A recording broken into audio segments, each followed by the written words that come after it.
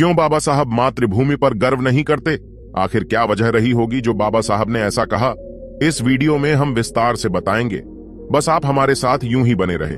नमस्कार दोस्तों, वीडियो में बात करेंगे भारत रत्न बाबा साहेब डॉक्टर भीमराव अंबेडकर के संघर्ष की कहानी को बयां करता है। एक ओर भारत की पूरी हिंदू सेना थी जिसका नेतृत्व मोहनदास करमचंद गांधी कर रहे थे, और दूसरी तरफ हिंदुत्व के सबसे निचले पायदान पर रखे गए समुदाय से आने वाले डॉक्टर आंबेडकर साहब थे, जो अकेले कट्टरपंथी हिंदू सेना से दलितों, पिछड़ों, महिलाओं के हकों के लिए निरंतर क्रांतिकारी आवाज उठा रहे थे।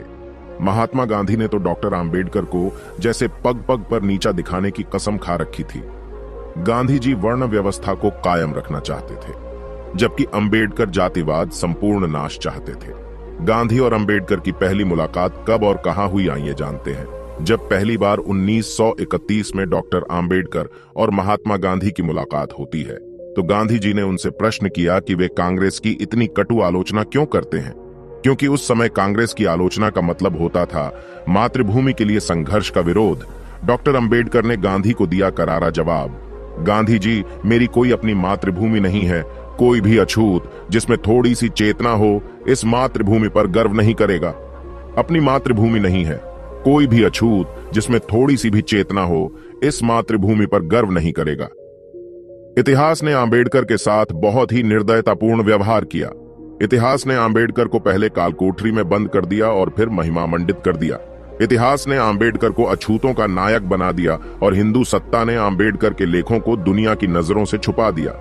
आंबेडकर की इनकलाबी बौद्धिकता पर इतिहास ने डाका डाला और तेज धार जबान को भौथरी करने की कोशिश की, लेकिन फिर भी अंबेडकर को मानने वालों ने बहुत ही सृजनात्मक तरीकों से उनकी विरासत को जिंदा रखा।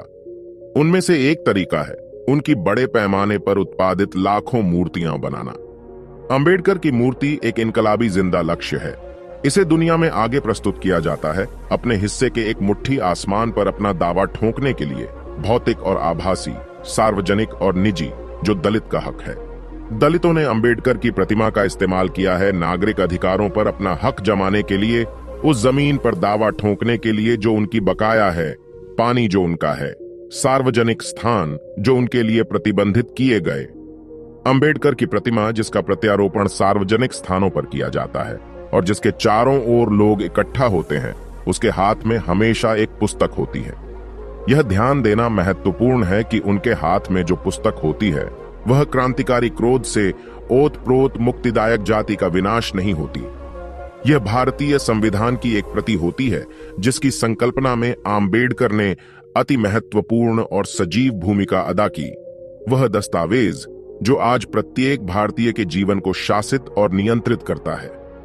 यूं कहने के लिए तो उस दिन दलितों ने और ऐसे तमाम लोगों ने जो अस्पृश्यता की समाप्ति के लिए संघर्षरत थे, महज तालाब का पानी पिया था।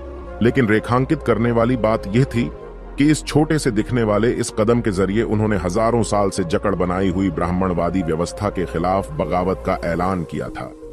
जानवरों को भी जिस तालाब पर जाने की मनाही नहीं थी, वहां पर इंसानियत के एक हिस्से पर धर्म के नाम पर सदियों से लगाई गई इस पाबंदी को तोड़कर वह सभी नई इबारत लिख रहे थे। यह अकारण नहीं कि महाड़ सत्याग्रह के बारे में मराठी में गर्व से कहा जाता है कि वही घटना जब पानी में आग लगी थी, उसने न केवल दलित आत्मसम्मान की स्थापना की, बल्कि एक स्वतंत्र राजनीतिक सामाजिक ताकत के तौर पर उनके भारतीय जनता के बीच अपने आगमन का संकेत दिया था। दलितों द्वारा खुद अपने नेतृत्व में की गई यह मानवाधिकारों की घोषणा एक ऐसा हुंकार था जिसने भारत की सियासी तथा समाजी हलचलों की शक्लो सूरत हमेशा के लिए बदल दी। संविधान को अपने हक के लिए इस्तेमाल करना एक बात है, उसकी सीमा में बंद रहना दूसरी बात। अपनी परिस्थितियों के कारण वे एक क्रांतिकारी भी बने और साथ में जब जब मौका मिला उन्होंने स्थापित सामाजिक, राजनीतिक, आर्थिक व्यवस्था के गलियारों में कदम भी रखा। उनकी प्रतिभा इसी में झलकती है कि वे अपने इन दोनों ही पक्षों के कार्यों को बड़ी ही दक्षता से और अति प्रभावशाली तरीके से अंजाम देते थे।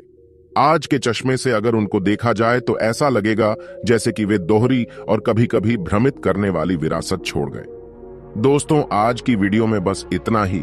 हम इस चैनल पर सिर्फ बाबा साहेब के जीवन से जुड़ी छोटी बड़ी सभी जानकारी लेकर आते रहते हैं। यदि आप बाबा साहब को पसंद करते हैं और इनके बारे में जानना चाहते हैं तो हमारे भीमराव साहेब चैनल को सब्सक्राइब करें।